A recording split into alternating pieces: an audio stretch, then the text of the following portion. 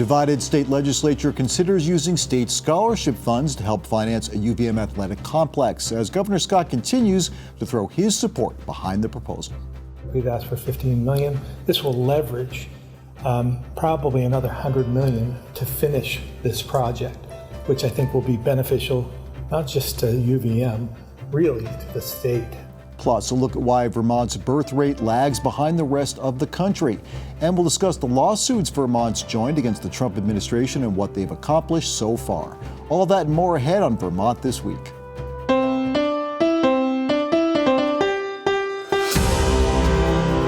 From the Vermont Public Studio in Winooski, this is Vermont This Week. Made possible in part by the Lintelak Foundation and Milne Travel. Here's Moderator Mitch Wertlieb.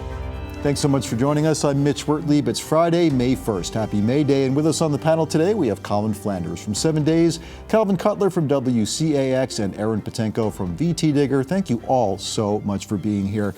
We're going to get right into it with this story that we teased there at the top. The legislature is at odds over UVM and its athletic facility funding. We know that UVM would love to upgrade things. You know, they would love to see improvements made to Patrick Gymnasium, Gutterson Fieldhouse, bring in more people. The governor, all for this, Cutler, but it's not that clear cut when you get to the Senate and the House. And let's take a listen to a couple of opposing views. I just think to elevate and match the quality of our programs, both our athletic programs and our academic programs at UVM, we need facilities that meet the caliber of our students and our student body. This is putting the cart before the horse, and it really feels like an inappropriate use of funds. The Higher Ed Trust Fund Board was not consulted. Neither was VSAC or the Vermont State Colleges, who are other recipients and would be impacted by not being able to receive these funds. Okay, so let's get into it, Cutler. We're talking, how much money are we talking about here that UVM would like to see in state funding to help pay for these facilities? So UVM requested about $20 million to go to the Tarrant Center, which has been in the works for over a decade now. It's had fits and starts, but they would like to see $20 million. The governor asked for $15 million in his budget.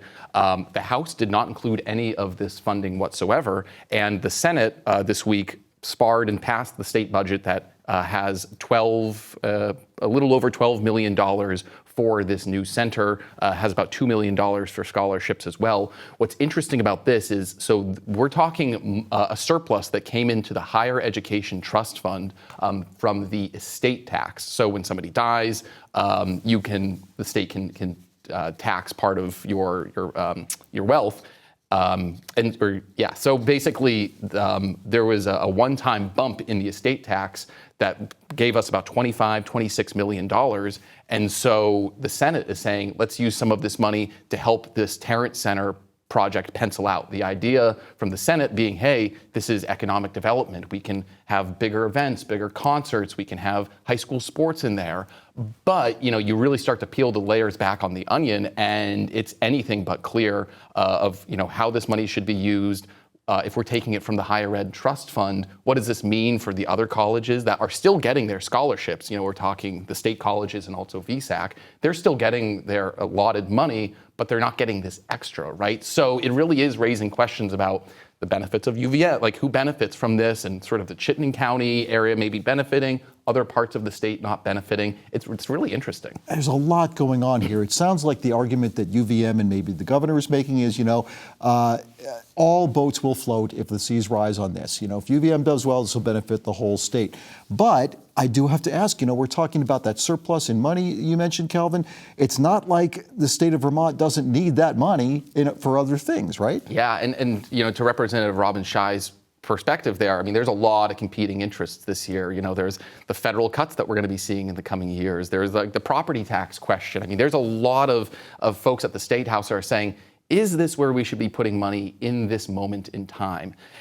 Who knows? There's also a question of, if you build it, they will come, right? Is that actually the case? I think, Mitch, you might have brought up before the show here, there's no inked deal between UVM and the state. Like, UVM's going to use these facilities. How often are other ACTs and other organizations going to be able to use it? I think there's still a lot of outstanding questions here. But also, the governor this week brought up, we don't have Memorial Auditorium anymore. The Burton higher ground proposal in the south end of Burlington that fell through. So we really don't have a place that can host thousands of people indoors. So I mean, it depends on who you ask, but there is a need for it. But again, yeah, it brings up all these questions about should we be using the surplus from the trust fund on this? Is this the best use of money? I don't know. It's a real bone of contention between the House and the Senate.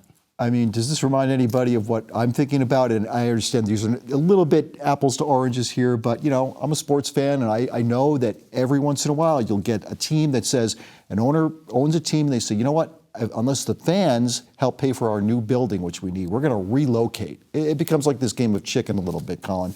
And I just wonder if this is in some ways a microcosm of that bigger issue. Obviously, UVM's not going to pick up stakes and leave, but they're saying we need help here. We're going to get it from the state coffers, even though they have quite a handsome endowment. Yeah, I mean, to me, it reminds me a little more of something a little more wonky, like the veggie program, the idea that if we invest up front, that we will get a return on investment. And I know covering smaller towns over the years, this is always a fight that smaller towns have, the idea of how much money should we be giving someone with the anticipation of making it back later on. And in other states, and in neighboring New York, a business can often get pretty strong incentives to move there, to open up.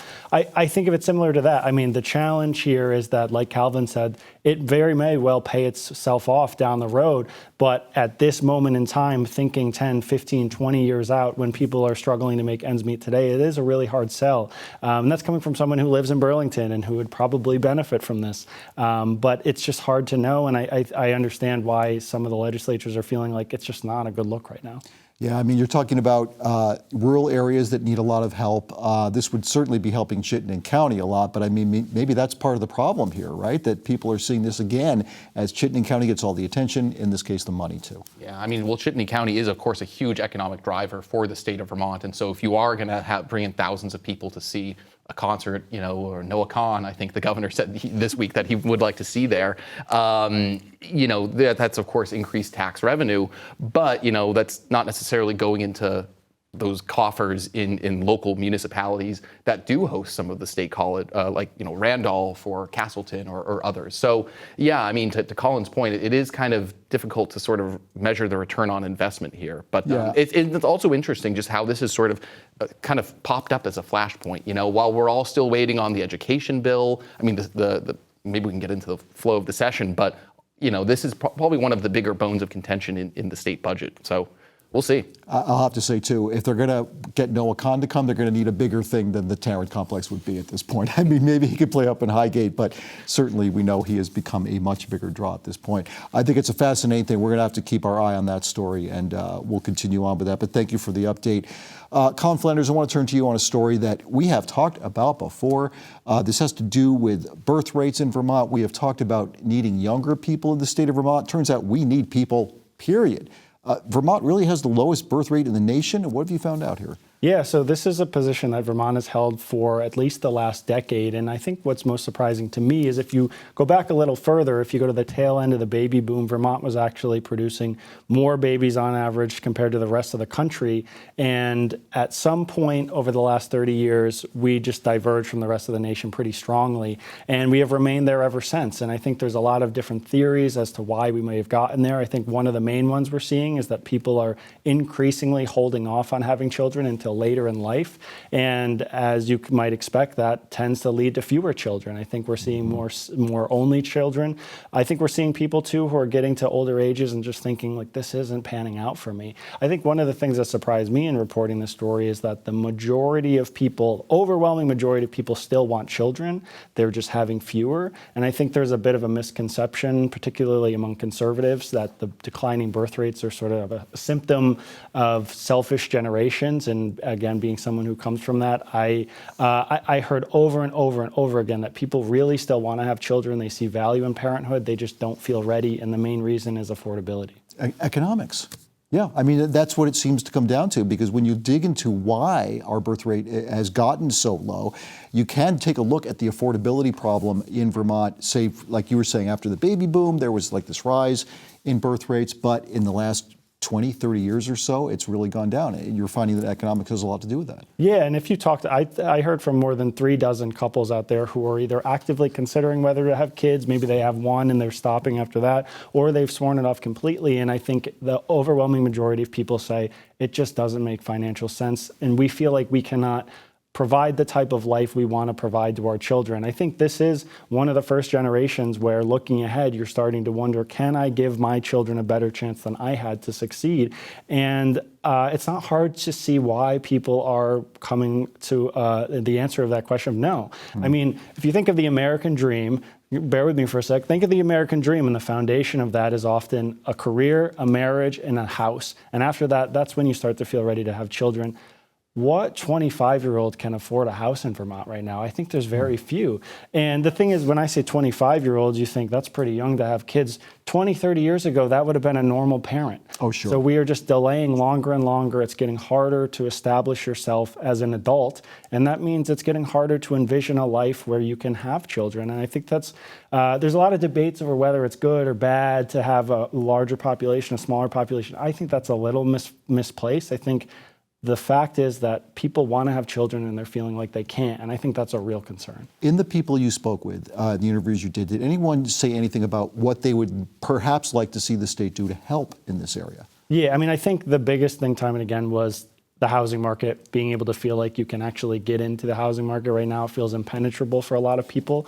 I think the other thing is childcare. I think if you talk to national demographers, they say that there's no real silver bullet to gin up birth rates like at large, but for individual families, the biggest thing is making them feel like they can maintain a career and also have children. And so that often comes down to childcare. And I will say Vermont took some big steps towards increasing affordability and access to childcare. We've invested now hundreds of millions of dollars over the last couple of years into our system, and it's having real results, but still there are long wait lists. It's still very expensive. And in certain parts of the states, there's still childcare deserts. And so I think focusing on childcare is one thing that could have a demonstrable difference, but it's going to take years and years and years. And when we're thinking about our aging population, you ask demographers about this, they say it's a hard sell to think that we're just going to have more babies and suddenly we're going to solve our population issues. That can take 10, 15, 20 years for those people to get into the workforce.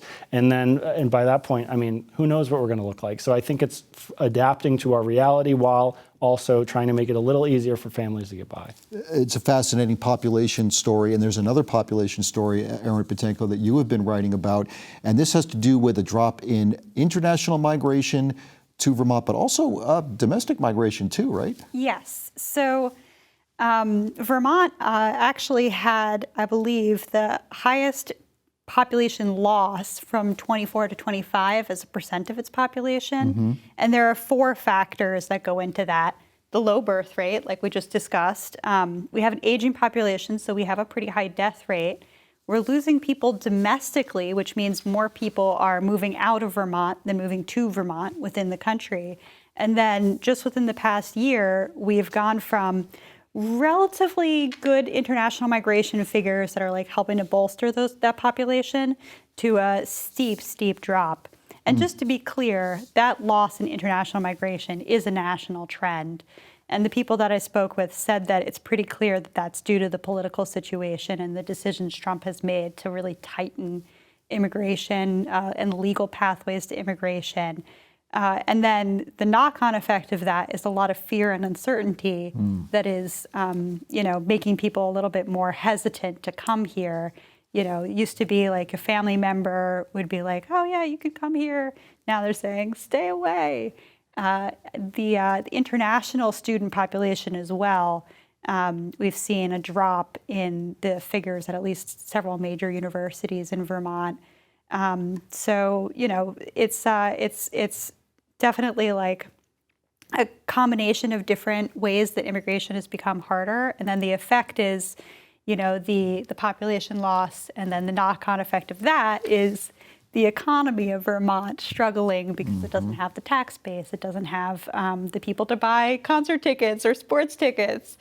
The domino effect. Yeah, exactly. Exactly. Yeah, I was going to say, when you think about the issues at the State House, if you just take Governor Scott's budget address, right, or a state of the state, Very rarely do you get everybody in the room applauding, but when we talk about immigration and welcoming in asylum seekers and refugees, that is something in Montpelier that has broad support. There is not a single person in the building that will tell you, that is against bringing more people in from out of the country. So that's fascinating to see that trend. Yeah. Well, it also makes me wonder, too, then, Governor Scott has obviously a lot to do as the governor of the state of Vermont, but part of this issue, as Erin is bringing up here, a lot of the federal laws that have to do with immigration are keeping people from coming here now. They're scared about that. Governor Scott is still trying to ride that fence about when he should pull back on criticism of the Trump administration or, say some things about it. And here's an example where he could be leading in this area, right? Yeah, potentially. I mean, we really, you're right. I mean, the governor really has picked his battles, during the second Trump administration, and I think that's frustrated a lot of Democrats that support the governor. I mean, this could be an area that, the governor could be more outspoken about, but it really hasn't organically come up, until now. So who knows? Maybe this will spark it. But it's definitely been a different tone that the governor's taken, in really picking his battles with the Trump administration this time around. Well, other state officials certainly have jumped into the fray with the battles with the Trump administration. Erin Petenko, you've been writing about this too. Vermont has been part of a lot of multi-state lawsuits against the Trump administration for a wide variety of things. And you've been writing about how those lawsuits have fared. What did you find out? Yes. So I think that the graphic on the screen might say 48, but we've actually gone up to 49 just because while I was writing the story, the Attorney General signed on to another lawsuit. These are big multi-state lawsuits. So Vermont very rarely takes a front leading role in these lawsuits. I don't believe they've been like the main plaintiff on any of them. But the Attorney General feels like this is an important way to make back some of the money Vermont might be losing through, budget cuts or other like loss of federal programs and things like that. So far we haven't had a lot of final, this is the ruling, we have won or we have lost, because there's so many appeals. I mean, the process keeps going and going where a lot of these things. So, they can say like there's a preliminary injunction from a federal judge, but theoretically it could be appealed all the way up to the Supreme Court. But so far, 20 out of the 49 lawsuits have had either like a definitive success or like a favorable ruling, like a preliminary injunction. One of the more recent definitive successes, just to give you an example, is the gender-affirming care lawsuit. So the multi-state coalition got a pretty definitive ruling from a federal judge that the Trump administration can't restrict gender-affirming care. But on the other hand, we have had some definitive failures too. So the multi-state lawsuit protesting the layoff of I believe it was federal employees on probation. That one just, they fell apart. Yeah. I think that they finally just withdrew the lawsuit because they were not getting the results that they wanted. But even then, they argue that it was worthwhile in order to give the federal employees time to kind of, adjust to that situation. Is there value as well, perhaps in even some of these ones that don't come to fruition in putting a spotlight on the issue? Sure, yeah. I talked to a constitutional law expert, and he was like, many of these relate to principles about like equity or like the balance of power and what the president is or isn't allowed to do as the executive branch. And he was like, this is the magic of constitutional law is that an individual can be as powerful as the president in those situations. He made it, constitutional law sounds exciting. I was going to say that sounds inspiring a little bit, that's a little bit of hope there and say, you can do that, you have some power as a citizen in this country. Calvin Cutler, and keeping in this vein here, this is a fascinating one to me. There have been suits against federal officials for constitutional violations. There's a part of the U.S. code that allows that, but not against federal officials. So Vermont now, I guess the House has passed a bill saying that there can be lawsuits brought for constitutional violations, right? Yes, actually, the governor let this go into law without his signature. Great transition, by the way, from one to the other. So basically, the legislature was working on a bill earlier this year that would allow people to, sue individual, federal officials for, if there were alleged violations of people's constitutional rights. And, this has been moving forward. The governor let it go into law without his signature because it's pretty clear, it's likely that we may face a lawsuit from this bill. The Attorney General feels like we're on solid ground. But I mean, certainly this is one way that the legislature has been trying to respond to constituents. And, there were a lot of concerns when Minneapolis protests were happening out there and what some saw as just a broad overreach of executive power. So this is Vermont pushing back on that. And then, of course, Vermont had its own run-in with ICE officials in March, just last month. So I'm wondering if this had anything to do with that situation too. Yeah, absolutely. Although it's worth noting, though, that this bill is not retroactive. So people that were at the protest or felt like they were wronged cannot sue any of those officials at that protest. It's worth pointing out. But it's also, there's been a number of ICE bills, I'll call them, that have sort of been moving through the state house. Like one would ban ICE from conducting, raids or arrests at like courthouses and schools and things like that. There's another one about masking, which is also seen as setback. So this has been sort of a priority that's kind of been bubbling in the background, this session. Tell me a little bit more about the masking issue. I know it's been a big concern for a lot of people, saying, ICE officials should not be hiding behind these masks. But why is that particular issue not getting much traction for Vermont? Yeah, there was a ruling out of the Ninth Circuit Court of Appeals, I believe in California, late last week,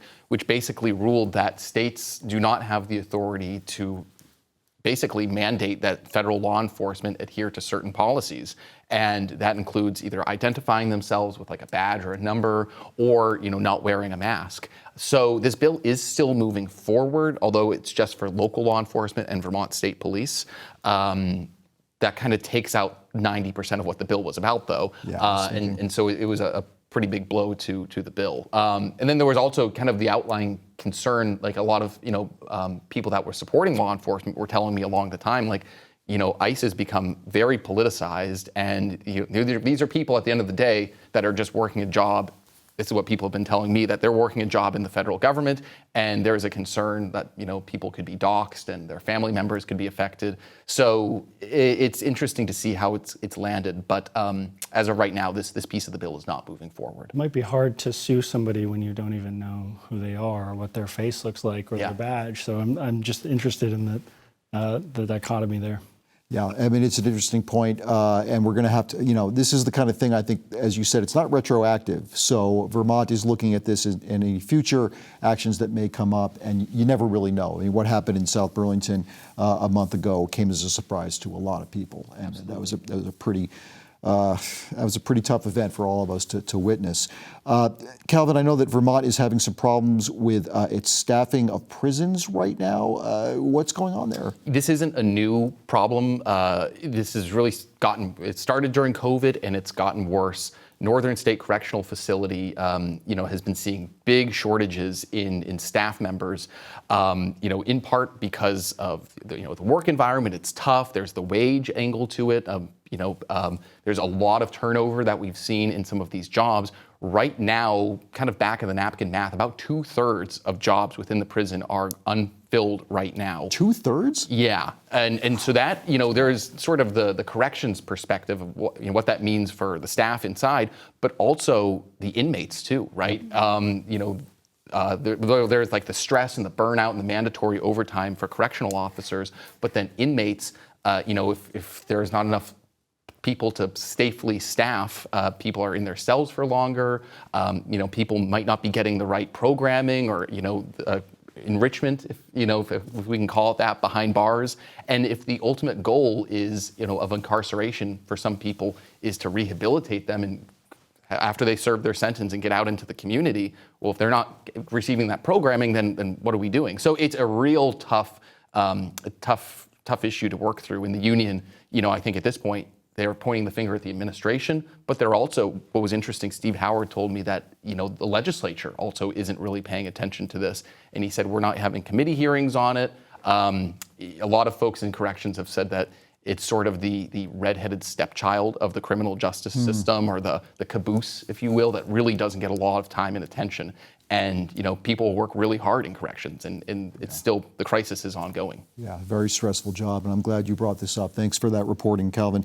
Erin Petenko, I want to end here because it is May 1st, and we have all heard about No Mow May. It's a way to keep your lawn, I guess, a little bit healthier, and not have to do as much mowing. But you've also looked into the benefits of planting native species, and you wrote about this. What can you tell us about that? Yeah, so No Mow May is intended for Vermonters to just let their lawns sit for a month and give the pollinators time to come in and wake up and get going. But an increasing number of people nationally and in Vermont are asking, why don't we plant native plants that can encourage pollinators even further?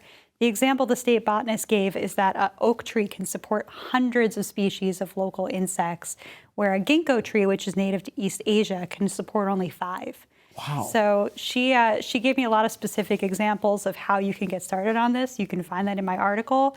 But the real headline is, do it as much as you can. I mean, even if you only plant a handful of native plants, you might find that they're a lot easier to maintain. They're native to the area, so they love the conditions that we have here. And they can bring you a lot of joy with all the bees and the butterflies that you might have to your lawn, and then those bring in even more animals and plants. So I think it's a lovely idea, and I may have picked up a few of my own. We'll see. I love the suggestion. Thank you for that. And of course, tomorrow is Green Up Day in Vermont, so get out there and make the state look a lot prettier. Thanks to our panel today. We appreciate it. Colin Flanders from 7 Days, Calvin Cutler from WCAX, and Erin Petenko from VTDigger. I'm Mitch Wertlieb. Thank you so much for watching. Join us next Friday for Vermont This Week.